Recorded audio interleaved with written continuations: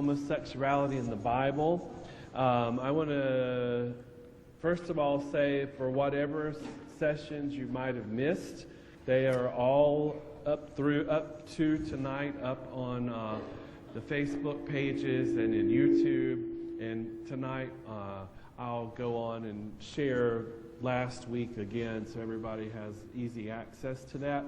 Tonight is the only night that we're meeting on Tuesday, simply because I am not going to be in town tomorrow night. So next week for our final session, we move back to Wednesday at 7 o'clock. Again, tonight is the only time we're meeting on Tuesday. And in light of next week, I want to ask you to be thinking about something that is really not related to the course material. I believe in evaluating everything we do. So I'm going to have an evaluation sheet for you next week to fill out for me. And it's going to ask you things about what did you think about the material presented? What did you learn? What did you like best? What did you like least? What of the many teaching techniques used worked best for you? So, under that, tonight, for example, is the heaviest PowerPoint night. Last week was the heavy movie night. One of the two prior to that were fairly heavy lecture and discussion things. So we've used a variety of different methods to do the class. So think about that. And then the final thing I'll ask you is, for our next studies, what are things you would like to hear about? So that could be, some things like, one thing that comes to mind is the book called The Indispensable Guide to the Old Testament. Or maybe you want to do, I think we've done Bad Girls of the Bible, so maybe you want to do Bad Boys of the Bible. That's another option. Some people, I already did the Revelation course here because people really wanted to learn about Revelation, so I taught that. So be thinking in the next week about what you really liked about this, things you would change about this, what method works best for you when we're in a course like this together, and what you might like to study in our next studies. We will probably not take on another study until January, because October is just spent already, and then we hit the holidays, and there's not a 4-week period that we have open to do one. So that's what's coming for next time. Be prepared again next Wednesday at 7 o'clock. Before we get into our material tonight, many of you know that we're in the middle of a special fundraiser for the church. Quick put simply, we hit a glitch in the summer where we didn't meet our financial need, and now we're trying to get over it. And so we have these trees here with envelopes on them. They're not all there, thankfully, because we did really well on our first week on Sunday. But there's everything from a few dollars here to $100 or more in the middle, a wide variety of envelopes. And my commitment to the congregation is that I would make this available to every group that comes to the church. So if you'd like to help us make up our summer shortfall, choose an envelope, put that amount of money. You don't have to do it tonight, but choose it, bring it back with that amount of money in it, and just place it in one of the offering buckets, and we'll be very, very thankful. This gives us the potential. By the way, this was Will's suggestion to me, so give Will some love. If we get all those envelopes filled out, we will have in the general fund then over $11,000 as a cushion, which will put us right back where we were, plus a little bit before we hit the summer, and we should be able to stop talking about money all the time. However, just be aware the stewardship campaign or the pledge drive is also coming in November. So, yes, I talk about money a lot, and I maintain my commitment to you that the very first day I can stop talking about it, I will, and that's up to you. All right? So let's pray ourselves in tonight, and we'll dive into our material. I'll pray us in since I have the mic at the moment. God, we thank you that you are a God who is still speaking to us through the text of Scripture, through secular literature, through our own experiences of you and your Spirit. And so we ask you to open our minds tonight to this lesson that we have in store. Speak to us through it. Give us the answers that we both need and desire, and help us to understand our role in the realm of God better as a result of this course. In Jesus' name we pray. Amen. So this week, I want to give you some more socio-cultural information, and I have a reason for this, and that is because I want us to have a better understanding of Paul and the influences on Paul that led him to be fairly dogmatic in what he had to write about sexuality. You know, one of the things I think I said to you, but it could have been in another context within the last week, is even if God were to come and inspire me right this very moment to write a book, there's no way I could write that book outside of my own experience as a kid that was born in the United States in the 1960s and was white and from a middle-class family who also turned out to be gay and has lived out in the gay world for most of his adult life in the South, and has degrees from private universities and seminaries and all of that stuff about me. Even if God inspires me to write something today that might end up being a sacred document, it would still be within that context. And so I want us to understand a little bit better what Paul's context was and some of the influences that came about on him. Yeah, I know we're going to switch body packs for just a moment because this one sounds weird. So give me just a second.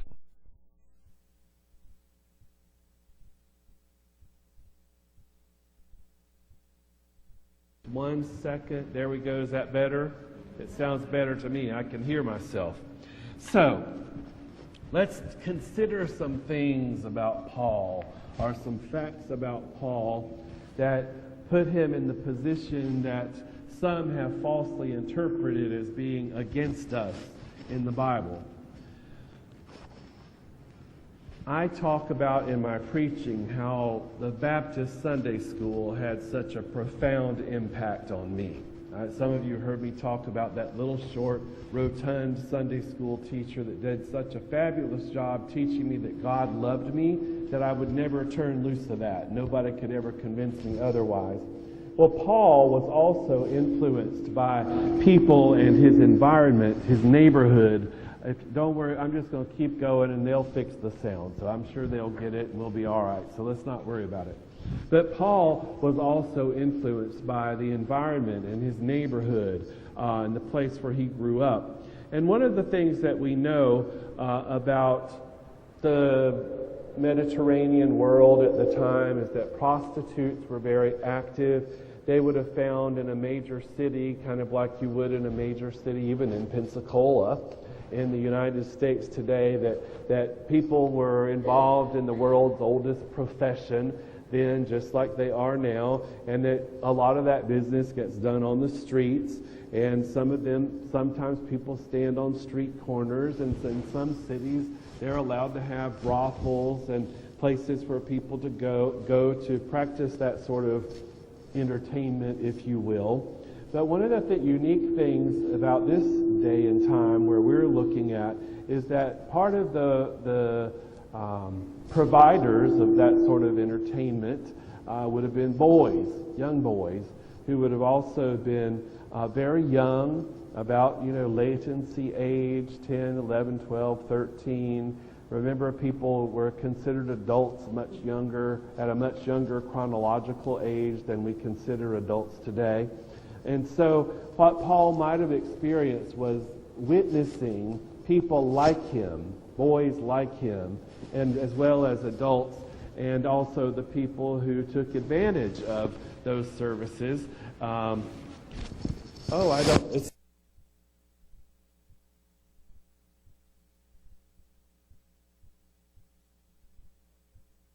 It fell off.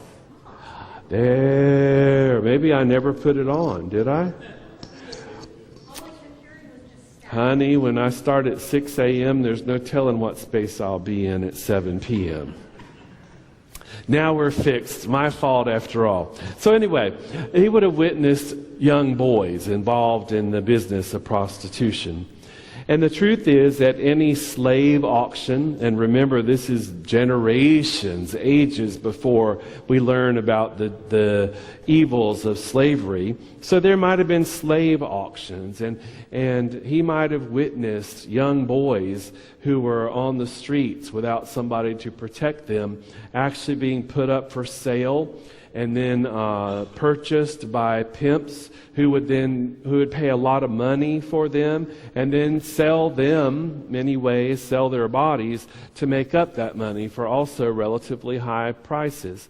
The other thing that is common to our culture today is that it would have been nothing unusual for Paul and his friends to have heard crude jokes about the abuses that these boys might have to endure, about the things that would be happening to them. And we know that their careers would have been brief due to abuse and injury and illness that comes with those sorts of things, just to make themselves worth it to their pimps. I mean, I think it's hard for us to understand, it is for me to grasp, the idea of a child who is nothing but an object. These were not treated as children. They had been abandoned by their families, more than likely, sometimes sold by their families. And they were not viewed as children. They were viewed as objects whose sole purpose was to meet the desires of these abusers. And remember, the only acceptable form of sexuality in this culture is, what did we say last week, is a more powerful person topping a less powerful person. And so this fits right into that. And the final thing is probably, given the culture, Paul knew some families who had some of these boys working for them, or was familiar with some boys who were caught in that kind of trap. Again, we know just from the culture and the history that these children are total objects. Their only purpose in life, if you can call that life, is to satisfy the physical desires of the people that they served. Sometimes physical pleasure, no matter how painful, how degrading, how dehumanizing. Think of the most disgusting fetish you can think of, and it probably applied. I just put a note here including that being treated worse than or the same as the toilet in the house. And I'm not going to get graphic about that, but we know there's all kinds of weird fetishes out there. So, and of course, as boys, nobody was going to think about giving them any pleasure. So there was no, I'm just going to have to be a little graphic here, there was never any thought that they might even enjoy like an oral experience.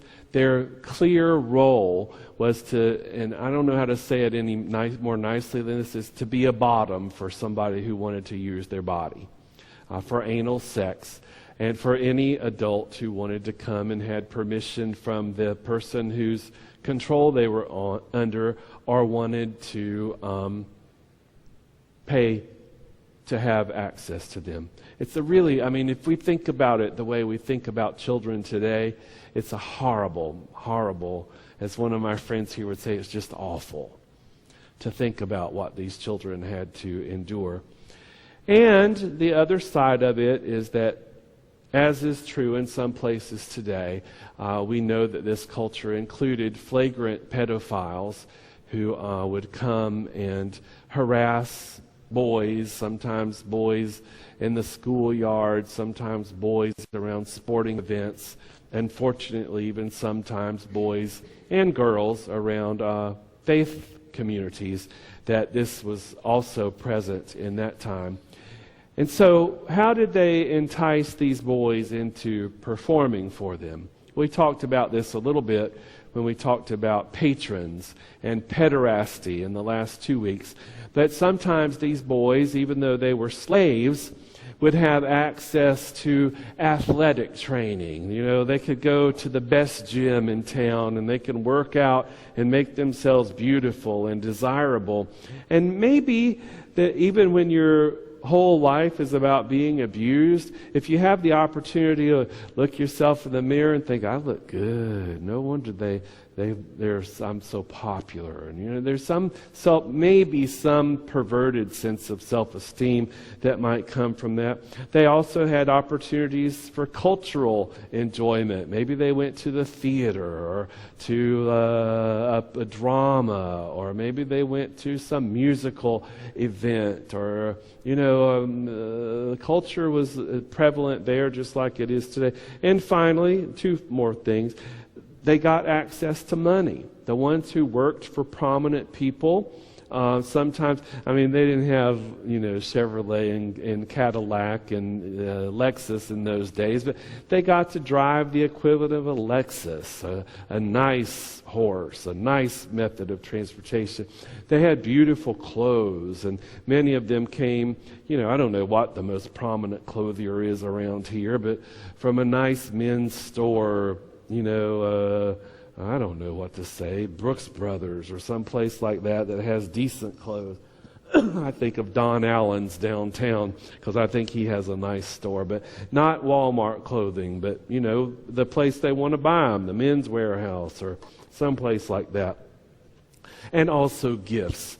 If you want, I feel so perverted just saying this, but I can just imagine if you want your boy to perform well for you, you spoil him a little bit. And so they would get both athletic training and cultural exposure and beautiful clothes and money and gifts. And so the other side of that is that any trusted adult, any adult that they might have had access to, if they could have had an aunt or an uncle or a teacher or a pastor or a priest or a rabbi, would have said to them, no matter what, stay away from this.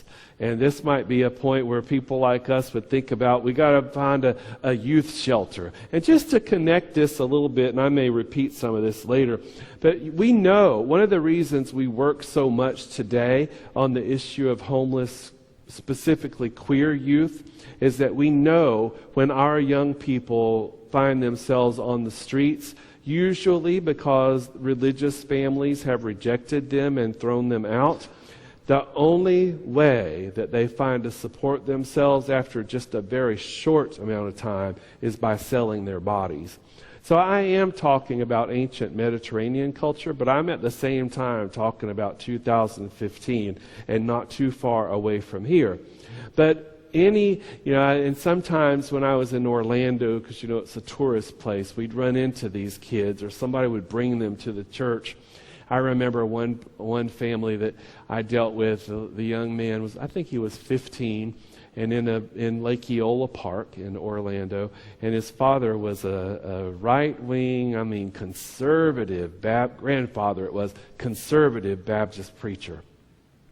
And so they brought this boy to me, and I called, he gave me his granddaddy's phone number, and I just called him, and I said, I'm not even going to talk to you about the gay thing and what you think about it, but I said, I just want to give you the reality of what's going to happen to your grandson if you don't let me send him back to you. And so these boys that we're talking about now, trapped in sexual slavery and prostitution, would have benefited so much if they could have had exposure to somebody that would have taken on a role like that for them and told them that this would lead to a loss of their reputation that they could never get back, a loss of their civil rights, and probably before too long, even a loss of their lives. And so if you understand Paul in that context, maybe we get an idea of why after his conversion, you remember it was a dramatic conversion. This is one of those big drama conversions in the Bible where the light comes down and blinds the man and dramatic things happen. But you can imagine how as Paul embraces the message of Christ and he thinks about his early life experience, he wasn't going to leave room for any ideas or any possibility of that sort of behavior happening in this church or this newfound society. Remember, they called it the way. Well, in this way, there was going to be no way for this kind of stuff to happen. Now, there's another exception to the boy slave rule. And let's see, why don't you go ahead and skip to the next slide so they have time to look at the picture. This in the Roman world was called a glabry or a smoothie. And remember we talked about before that in the temple or in these associations with more powerful men over younger men, once they reached the age of majority and became equals, they had to go.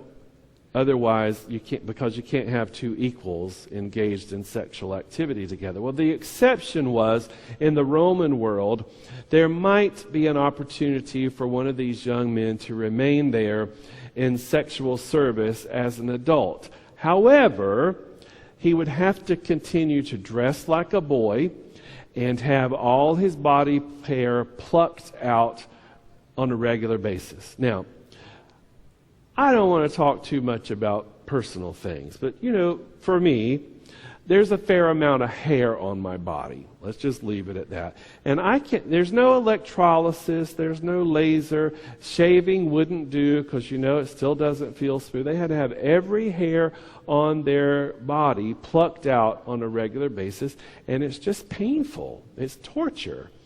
And you have to, and this side, this is a picture I found online, but you have to dress, this guy's got a little makeup on, but the idea is he's a grown man now, and he would be equal, except in this relationship, again called a glabry, but he's made a caricature of himself. And no matter what he gets, it might still be culture and money and access to the best sports training and all this stuff. He's always going to be in the role of a slave and a sex slave. And not only is he going to be tortured by this male who penetrates him without any regard for his feelings, not careful, not gentle, in other words, and he becomes like a cartoon of what he might have been. And so in the mythology, you might remember that Zeus, the god Zeus, raped the prince Ganymede, but then compensated him with eternal youth and as a job as God's bartender. Well, we get this same idea here. We're going to take advantage of these young men sexually, but we're going to try to make them always look useful. Again, we're going to give them gifts and take care of them. But they have a little job, and that's their only job. And even though, again, they might go out in the community and look glamorous, everybody knows the price they're paying. And so he might drive the best, I don't know Lexus from Toyota, but the best, highest model, most expensive Lexus. But in the real world, everybody still knows that he's basically a sex slave. And so it gives the appearance of superiority and privilege, but it's very much limited to the surface. And so now I want to shift gears a little bit and talk about some references to this same sort of behavior in ancient literature. Now, why am I doing this? I'll reveal my motive now. I want you to understand completely, and I'm going to show you in 2 or 3 ways tonight, what it is Paul is writing about. Notice, there has been no reference to a same-gender partnership of equals who enjoy each other's company. There has been no reference whatsoever to the word love. There has never been the appearance of the phrase care for. And so what I'm illustrating for you, and I'm going to continue a little bit more, is to show you clearly when people come to you with these clobber passages, and now you're going to have a good exposure to Paul, you can say with confidence that is not what Paul is talking about. Paul had no concept of a partnership of equals of the same gender. So, in literature, Juvenal, Roman poet around the 2nd century. Just listen to this as I read it. You can follow along if you like. What can a rich man keep secret? Though the slaves are mum, his horses, dogs, and mules, his doors, his marble columns will speak. He can shut the windows, cover every chink with hangings, lock the doors, take the lamp away, send everybody out, let nobody sleep anywhere near him. Still, before dawn, by the 2nd cock crow, the barman down the road will know. The master will also hear things in his head, cooks, his carvers, his confectioners made up. In other words, what are they thinking about me? Who'd hesitate to invent a slanderous charge as payback for a lash? You get that, right? So a slave has been in trouble and they've gotten punished, and now they find out a little something and the mouths begin to go. At the crossroads, too, some drunk will run you down and swill the story into your cringing ear. The truth is, there are never or rarely any secrets because people know.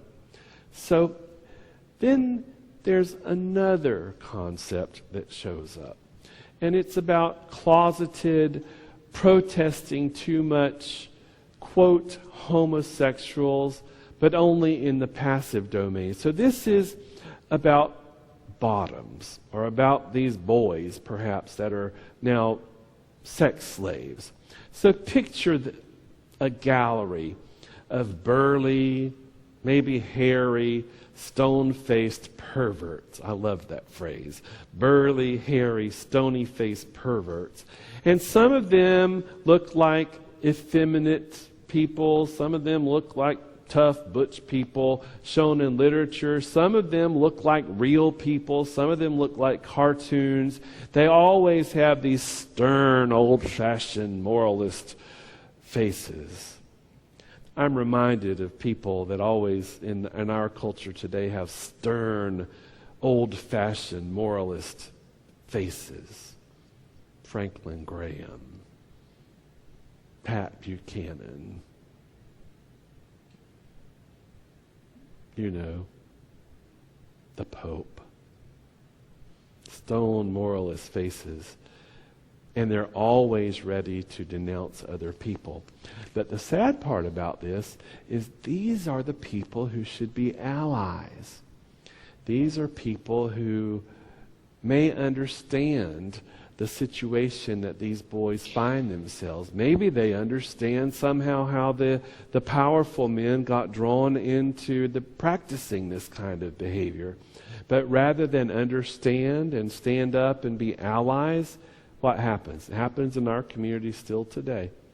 They're off in the back corner, running their little mouths, talking ugly, spreading rumors. And so, again, what we find is that this seems so far removed from us, ancient Mediterranean culture, and at the same time, parts of it are very familiar.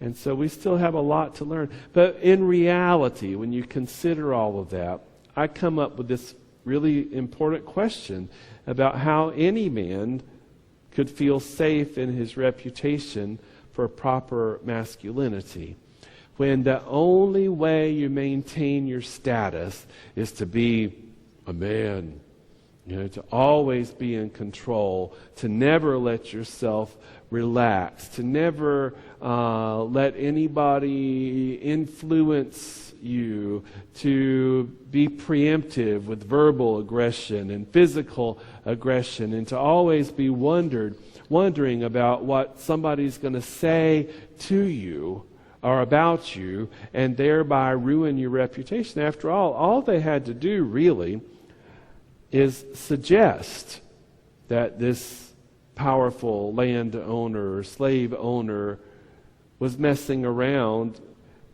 with somebody of equal status, which remember is the rule breaker, and his reputation was shot. Now, the active partner gets into some traps too.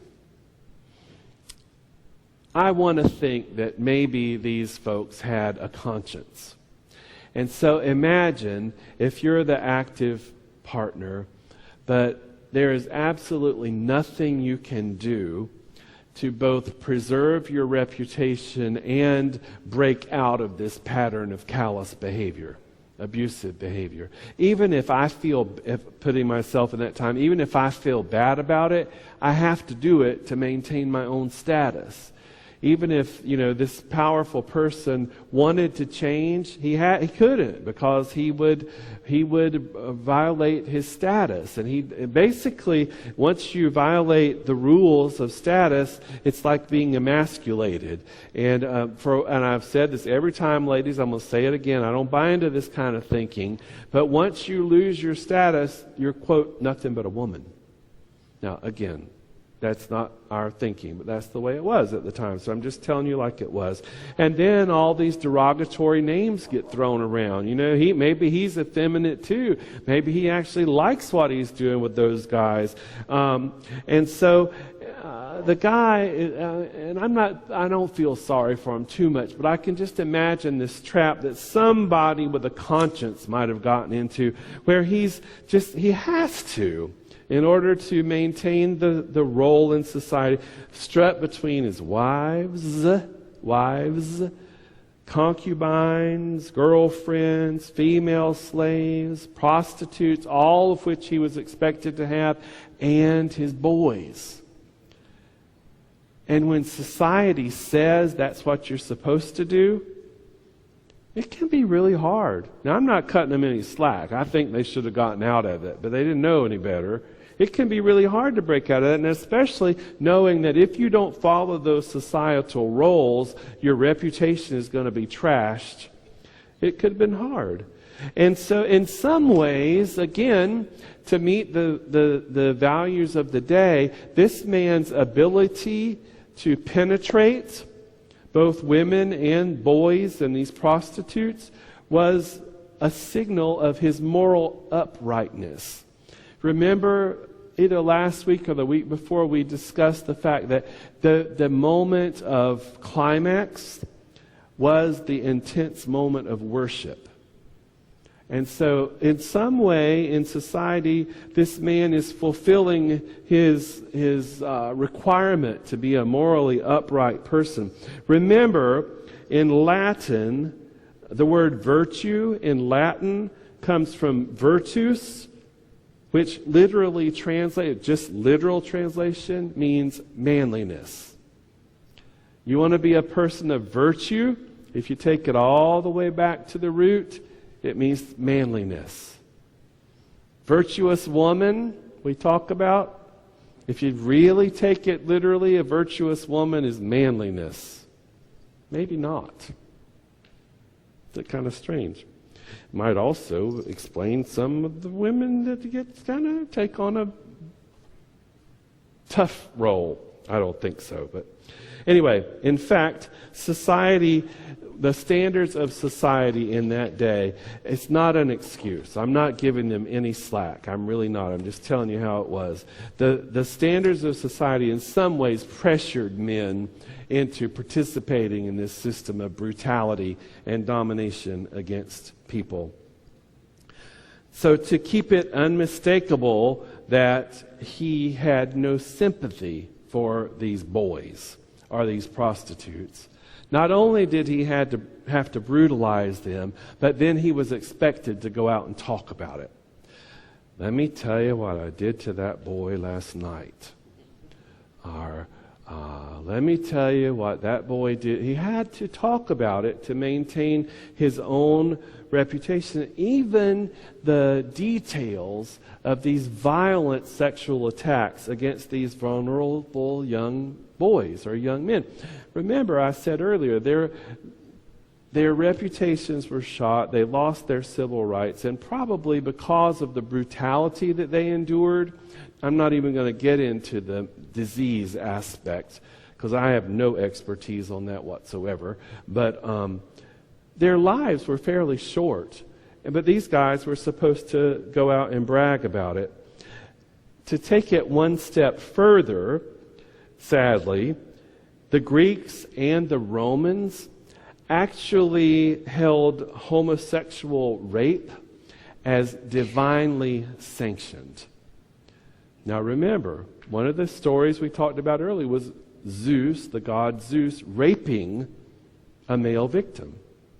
It's godly behavior. And so in this time, Greeks and Romans actually thought that homosexual rape, especially the moment of climax, could have been godly or divinely sanctioned. Now, there's also other ideas and symbols in the culture of the day of glorification of sexual aggression. I want to prepare you. There's a graphic picture coming. If you're offended by it, go out of the room or close your eyes. But I don't know any way to describe it to you better than to show you a picture. So there was a figure in society of that day in the gardening and horticulture named Priapus. And so let's see, it's not very big, but notice between Priapus's legs there's a huge phallus. So let me tell you about the role of Priapus. Priapus was a scarecrow put out in gardens or farmers' fields. The images of Priapus always have huge phalluses, really huge, as illustrated here. And the role in the garden, glorified role, by the way, was that if any intruder came into the garden or into the farmer's field, Priapus' role was to rape them violently with that huge phallus. So, and this was all legal. So not only is it a cultural thing, but the law is endorsing protection of one's property, of what belongs to somebody, with sexual threats. Lawfully using pain and humiliation as a deterrent. So, we can go past the picture now. Is it any wonder, knowing all that we've talked about so far tonight, that parents were so doggedly, I called it when I wrote this, so doggedly protective of their boys? Now remember, it's not going to happen to girls because it doesn't matter. I hate that thinking, but that's just the way it was. But they were so protective of their boys. So what happens? Just like these street kids today, who did the predators turn to? The ones with nobody to look out for them. The boys whose families couldn't or wouldn't care for them. The boys who'd done some atrocious act and been thrown out. Maybe they got caught with another boy. I don't know. It doesn't say that in the text, so I'm not going to say that's factual. But for whatever reason, they have nobody to protect them. And so those are the boys primarily that fall into these roles as slaves and prostitutes, sex workers, as we call them today. So again, if you think about Paul and his exposure to this environment as a young child and as a young man, we get some kind of attitude about why he writes so strongly against this behavior. But we got to be very clear. This behavior that he's writing about is not what we later came to know as homosexuality. It is not gay, lesbian, bi. It is not same-gender loving relationship. It is not partnership of two equals who've been in relationship with each other for 10 or 20 or 30 or 40, however many years. It's just not the same thing. So when people try to use these New Testament epistles, Romans, for example, the writings of Paul against you, against us, clobber passages, I call them, the very first thing that it's important for us to understand, and you know, by the way, don't try to convince them. They're not going to listen to it. I mean, there's even people online saying I'm an idiot because we've posted these things on Facebook, the last few weeks. I just want to ask them where they got their doctorate from. That's all. But it doesn't matter, so don't try to convince them. But and my purpose for this is because I want you to know that when they come against you with this stuff, and I promise you, this is the best I know from studying this for a very long time. Paul is not talking about us. What we've covered for almost the last 45 minutes is what Paul is writing about. It is not a same-gender loving, long-term, committed relationship between two equals. It's about prostitutes and abuse and taking advantage of vulnerable young boys. So I want to give you some quotes to sort of back me up. I like for you to hear from other people too. There's a wonderful biblical scholar by the name of Sarah Rudin who writes, quote, I picture Paul flushed and sweating in his rage as he writes about that everyone is responsible for what pederasty has made of society, especially those who, egging one another on in an insolent, boastful clique, that's that little group of perverts that we talked about a while ago, damage others with active sodomy and then blame them. It's their fault, after all. That's what they're there for. These acts are the very same things, no matter who is doing what to whom. Not about same-gender loving relationships. Now, in Galatians, I want to jump a little bit, there's a list of horrors in the Bible that we sometimes get labeled with too.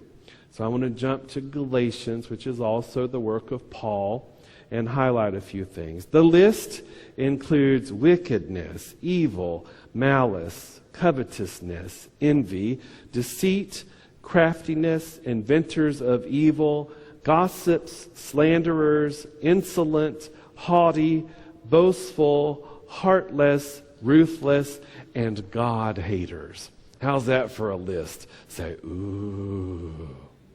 All right, ready for some microphone? I'm going to let you help me define some of these things.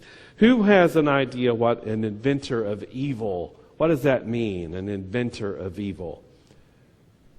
I won't call you out if you're wrong. Just call out what you think with the microphone. Is that one too hard? Sam.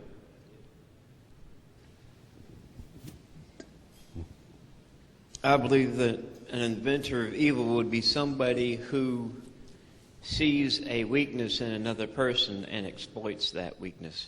Mm-hmm. That could well be. What else? Inventor of evil. All right, I'm going to jump ahead because the rest of them, some of them are more familiar than that. Inventors of evil. It did not look as if God had created sodomy. As a matter of fact, we know now in our study that God did not create sodomy. Remember, what does the Bible say the sin of sodomy is? Somebody just call it out.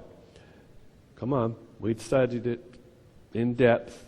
Inhospitality, failure to show kindness to strangers, gluttony, being too full of themselves, boastful pride. So, God did not invent sodomy. Humans did. So if you say, oh, Jim, you're a sodomite, I say, well, I'm pretty nice to people, and I got my eating under control these days, and, I show a fair amount of hospitality. Sometimes I get a little full of myself, but I'm working on it, but it has nothing to do with what I do in the bedroom. Because God did not create sodomy. People did. So in its Greco-Roman form, it was like the idolatry it's linked with in this passage, especially a worship of the self. Sodomy in its truest form is like self-worship. Oh, I'm so good. I deserve anything I want. Everybody needs to realize how good I am. I can eat all I want to eat, and I can sleep where I want to sleep, whether you have a bed to sleep on or not. And what it really boils down to is absolute stupidity and cruelty in our approach to other people. Because when we get so full of ourselves that we don't care what happens to anybody else, then we're guilty of sodomy. It's not a sexual sin. Yes, Ron. Years ago, I went to a place called Delos in Greece, little island, and they had these giant phallic Yes. that led to this place that everybody would go and have sex. Yes. Men, women, and children. Yes. And it was everybody. That be an inventor of evil? What was Well, chances are it began. He's talking about a place in Greece. Name the place. Delos. There are a lot of giant phalluses and things. I don't know this, but my first guess, I'm clear to everybody, this is a guess on my part, that the origins of that would have been that the sexual activity was a form of worship. Because remember, we've talked about now on 2 occasions that in these situations, the moment of climax is also the climax of worship. When that happens, that's the moment that you're doing the best worship. The other key phrase is rebellious against parents. And so this kind of rebellion was a parent's worst nightmare. The drug epidemic of our time, if you will. I mean, the worst thing I can think of is, when I had this, if I had a child of my own and he got strung out on drugs and all of a sudden was out on the street and there was nothing I could do about it. I was thinking about it. A mother approached me recently about her daughter's behavior. And my first response I wanted to come out was, well, I just wouldn't let her do it. I'd just lock her up. I'd take everything out of the bedroom and put locks on the doors and say, no, you're not going out of the house like that. I've been around long enough to know that the window's open, There's always a way. You can't always stop them. But it's really like the drug epidemic of our time. And apparently the biggest threat, and not even apparently, we know this from what we studied, the biggest threat about sons for a parent, the biggest worry, was that he would lose his membership in decent society. That he would do something that was so disgraceful or degrading to himself or against society that he no longer had a standing as an upright, a pillar of the community. And then we have gossips and slanderers. We know about gossips and slanderers. They're still around. The victims of this suffered and the perpetrators got immunity because of crude gossip and the possibility of blackmail. So, you got to be careful what people are out there saying about you, because they might blackmail you and put just the wrong word out into the community, and you're done. God haters. Now, sometimes that's referred to as those who practice homosexuality, showed as a hatred of God. But remember something. When this text was written, Life of Paul, Mediterranean times, the word homosexuality had not yet even been invented. Homosexuality didn't come around till late 17, early 1800s. That word hadn't even been invented yet. So it's inappropriate then to go back and translate from original language and put in a word that hadn't even been invented. And the Greeks, had a slightly different view. The Romans might have said people who practiced that kind of behavior hated God. The Greeks would have turned it around and said God hated people who practiced that kind of, by the way, that kind of behavior, the abuse of victims, young boys, that sort of thing. Wickedness. Wickedness seems vague to a modern reader. I mean, we can throw around wicked all the time, and we don't know what it really means. But a better translation from the Greek might be practicers of injustice.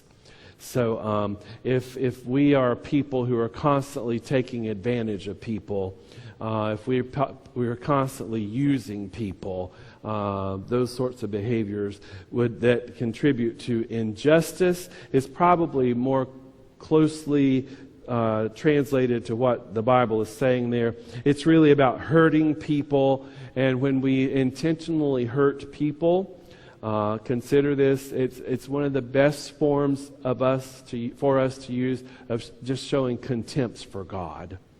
If we are intentionally hurting each other, using each other, slandering each other, damaging each other, that maybe is one of the greatest forms of committing slander against God, or actually becoming a God hater.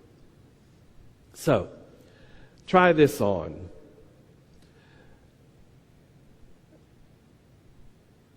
Ungodly. We're talking about ungodly God hater. I would say the ungodly fail in their attempts to worship God because of their extreme unjust behavior.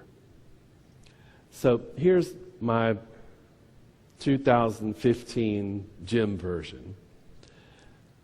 It is impossible for us to go out in our daily lives and take advantage of people, hurt people, slander people, gossip about people, use people, treat people with injustice, and to claim that our lives are a reflection of God. My own view, I'll own it. If we are practicing those kinds of things all week long, then I don't think God is even interested in us coming into a room like this and putting our hands up and carrying on and singing and praising God. I think the only place God is interested in us, if we live our lives that way, is on our faces down here before God. And I really do believe that's what the Bible is talking about in Galatians when it gives us this list of all these things that none of us want to be guilty of, but wickedness, evil, malice, covetousness, envy, deceit, lying, craftiness, being shady, that's what we call it today, shady behavior, inventors of evil, gossip, slanders, making up stuff about each other, insolent or proud or haughty or boastful, heartless, ruthless. Those are the God haters. So, let's take a pause there and see what you might want to discuss or ask or clarify. Anybody?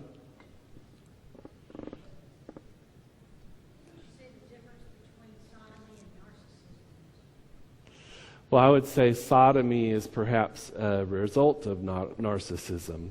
If I become so full of myself that I'm the queen of the universe with no concern for anybody else, and that behavior usually takes on, the people with low self-esteem say ugly things about others, trying to make themselves look better. So it takes that slander, gossip thing on, eating as much of, not only eating, but using up as much of resources as I want to, regardless of how that impacts. And by the way, in this same time in culture, one of the common practices for a king or a ruler is called chattel slavery. So if I'm the emperor of Pensacola, let's just pretend, and I need to make a deal with the emperor of Milton, I need the Emperor of Milton to support my cause, then I say let's pretend y'all are my workers.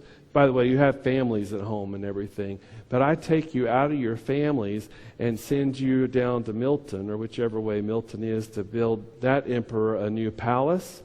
And when I do that, you're not able to provide food for your children or take care of your wife or your family. You're removed from it. And by the way, you might just happen to die over there, but I don't care because you belong to me. That's that. So, and all of that would qualify under a real definition of sodomy as we see it in Ezekiel and the other places in the Bible. Boastful, rude, full of himself, gluttonous, inhospitable, all of that. That has, again, nothing to do with same-gender loving people of equal status. Yeah, thanks. Good question. Somebody else? Thoughts, comments? So I want to ask you a question. Is this helpful enough to you that if somebody were to start clobbering you with these passages, you think you could be confident in saying, it's just not about me, you got it wrong. That's not what Paul is writing about. And could you say some of what Paul is writing? If I said to you, Paul says you are condemned and you're an abomination, just throw me back some answers you might give to that from what you've heard. Take it, prove it. Good, that's a good response. Yep, what else? Prove it, she said. Well, what's Paul writing about? Tell me. First of all, I'm not a male. Well, there you go. So, right, there you go. Absolutely. Women, and women, you can build your status up and just say he didn't talk about women. There you go. Paul saying that people who abuse other people mistreat other people are abominations. Yes. And by the way, beating people up with the Bible is a form of abuse, a form of sodomy. Form of rape, yep. I call it spiritual violence. You've heard me talk a lot about people recovering from acts of spiritual violence. Say again? He wasn't talking about equals. Absolutely not. It's all very manipulative. It's a setup for somebody to get what he or she wants without any concern for the other person. Feelings, loss of status, loss of life, etc. Anybody else? What? Think about that, though. The next time somebody, I'm going to use the phrase, clobbers you with the Bible, what might your response be based on some of the things you've learned over 5 weeks? I'm going to ask you that next week, so give it some thought. So some conclusions. The single most important concept that defines sexuality in the ancient Mediterranean world is what? Tell me. Don't look. Tell me. You know. Somebody knows it. Just tell me. What's the most important concept? Sorry? In context, but what else? What about the single most important concept of sexuality? Come on, you know it. Don't be shy. Wake up. Yes. Somebody has to be dominant and somebody has to be submissive. To bring it into modern culture, not trying to be shocking, somebody's got to be the top, somebody's got to be the bottom. And they cannot be equals.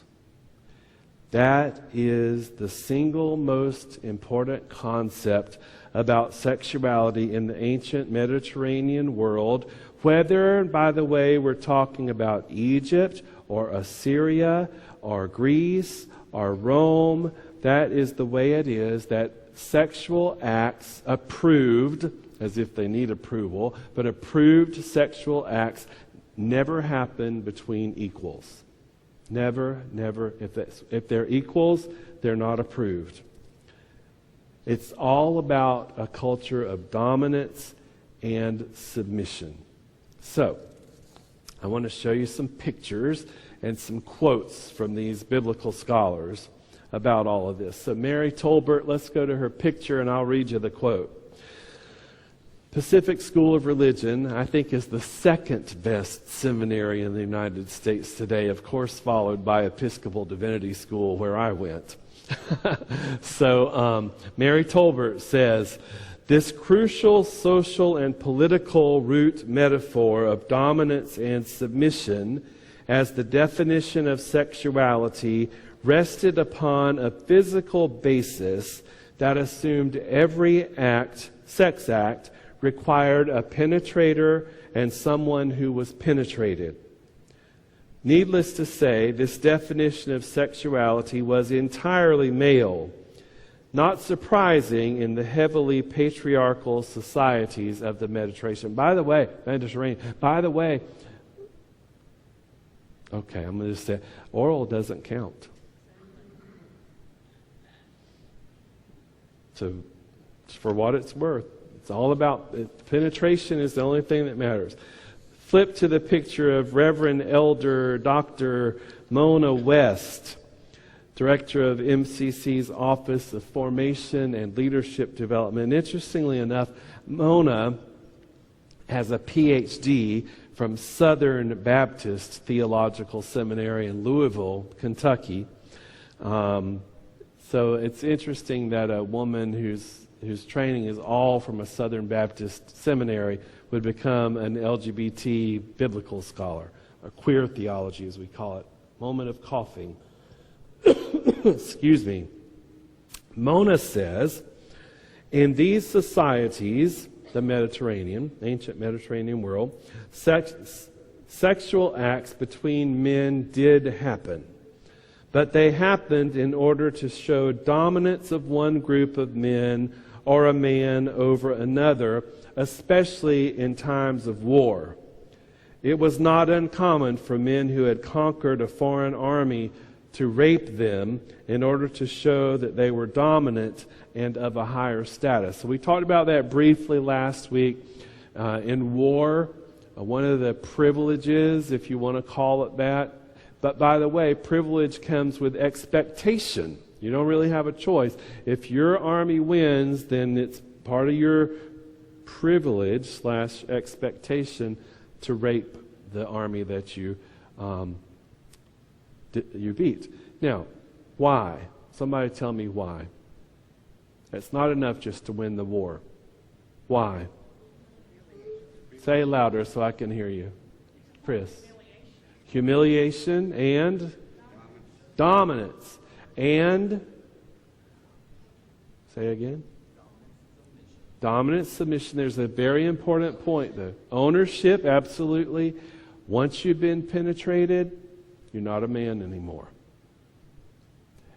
They may as well castrate them. Because in society at this time, once you've had that done to you by somebody who overpowers you and makes you submissive, you have no male privilege left. You're done. You lose your position in society. You're no longer a pillar of the community. You lose every privilege that comes as being male. Chris. So what is the sex slave boys supposed to do after they've been reached manhood? Well, here's the deal. If they serve the role while they are under the influence of a dominant master, remember, what they're training for is to become pillars of the community. These guys could run for political office. They could be the city council, the mayor, the state representative in our world. And that was okay because they were in the submissive, dominant by age. The older one is dominant. As long as they got out and were released when they hit the age of majority. That was still okay because they weren't men when that was happening to them.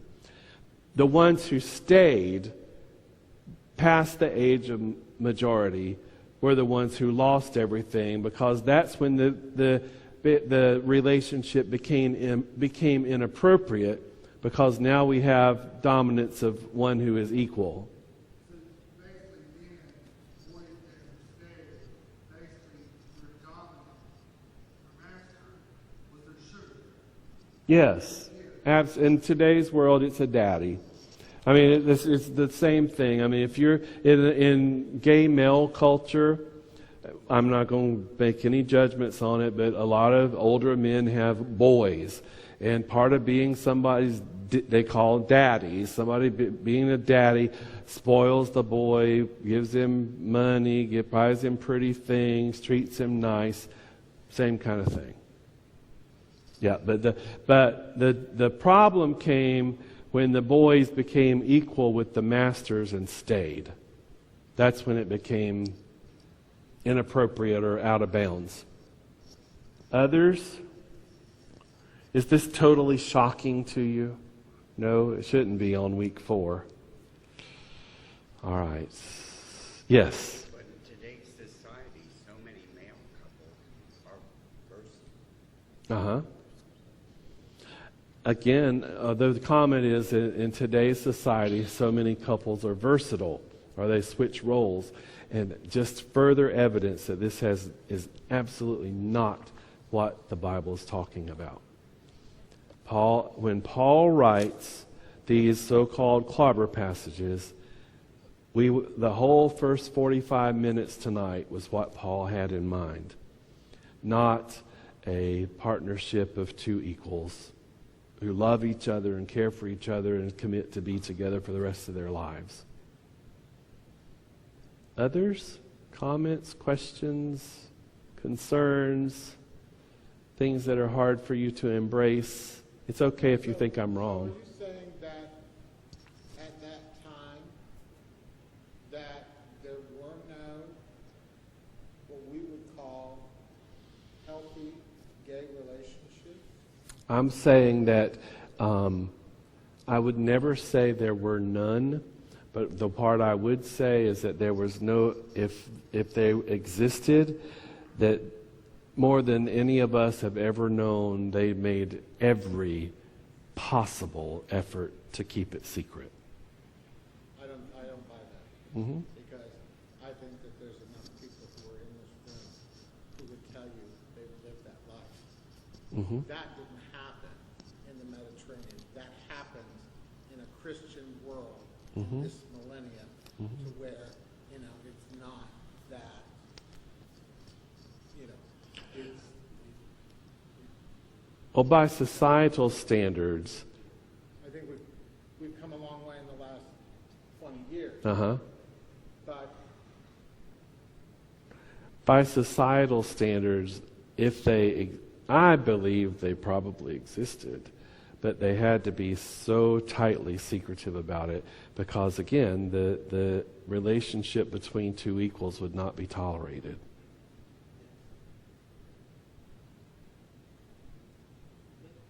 Yes. Be like the Persian boy and King Alexander, right?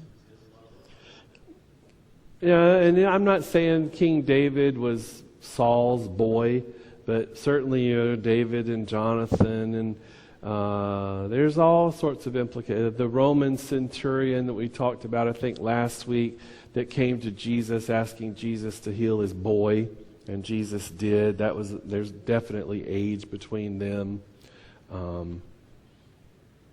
That's where we are. Okay. Anything else you want to come up? Yes, Chris.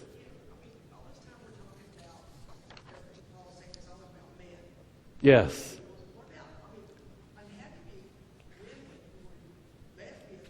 Yes. Just didn't matter. You didn't have any privilege anyway. I know you get tired of hearing me say this, but I just abhor this kind of thinking. But I just have to tell you, there was no privilege. There was no status. An exception. But for the average woman, Paul didn't consider women because they're not people, they're property. Yes.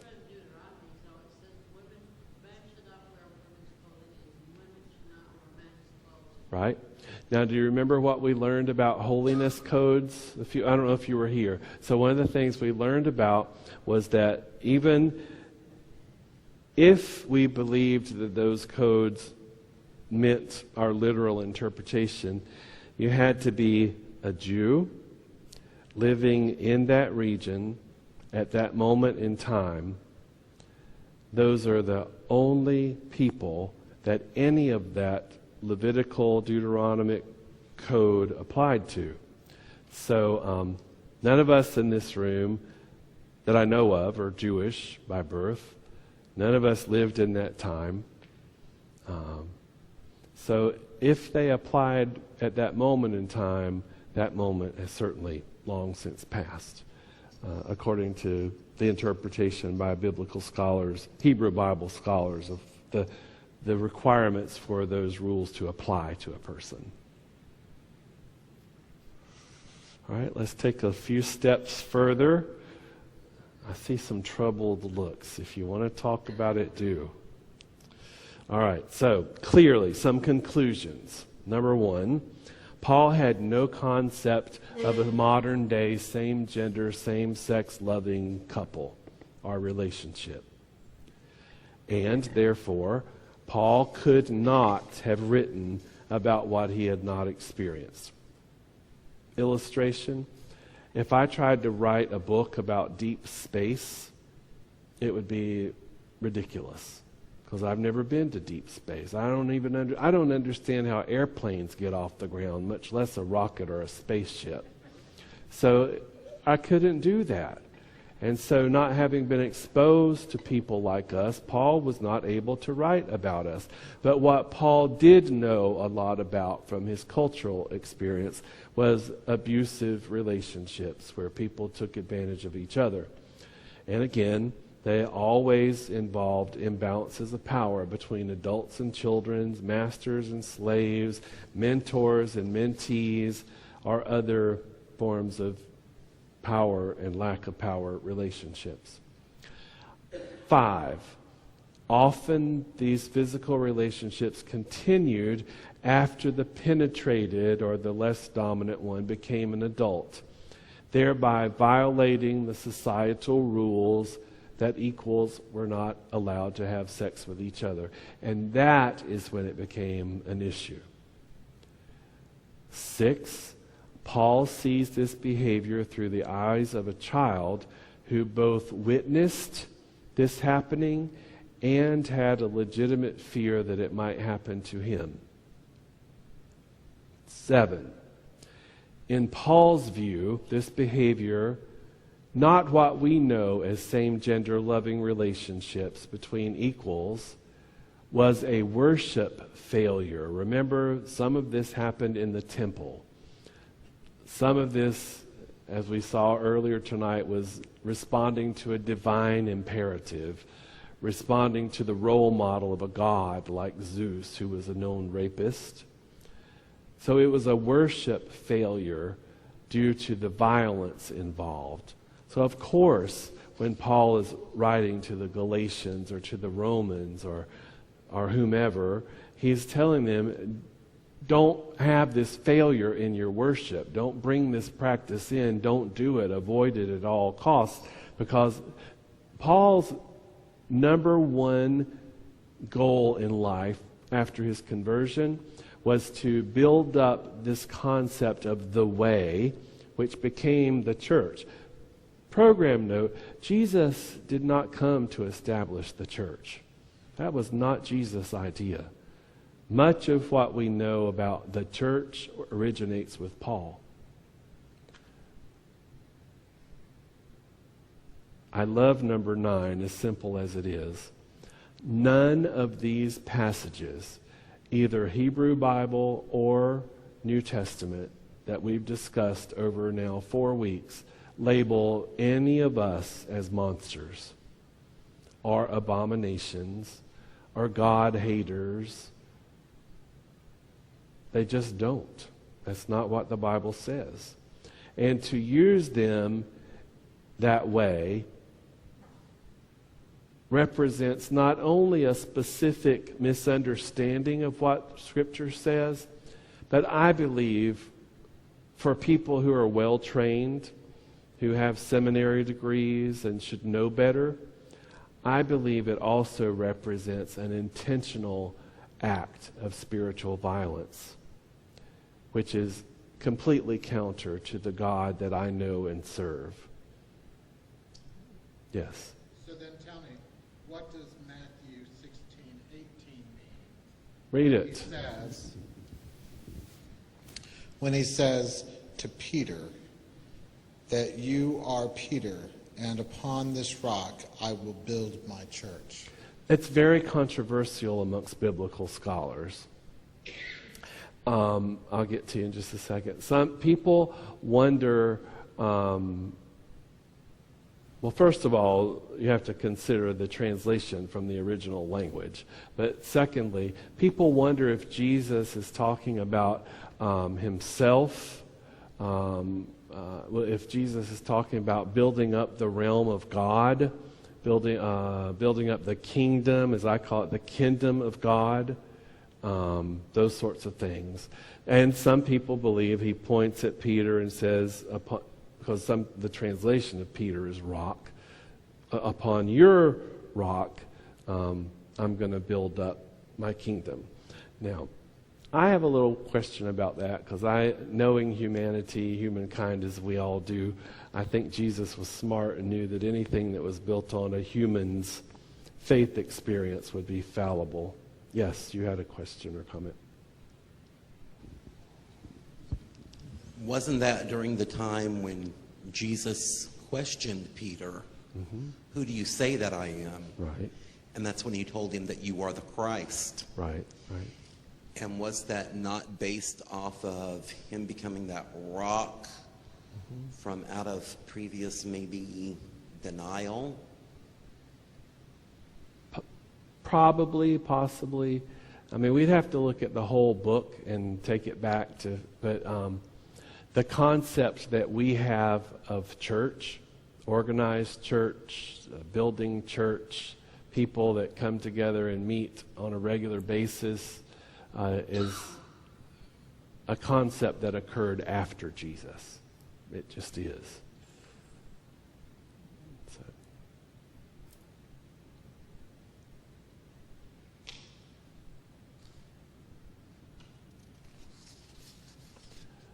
Other questions, comments?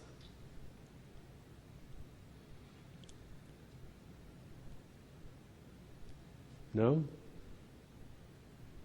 All right, that's it for tonight. Thank you so much for being here. And I'll see you next Wednesday, 7 o'clock. Have a good night. We got finished 5 minutes early. That's a miracle. All right, thank you.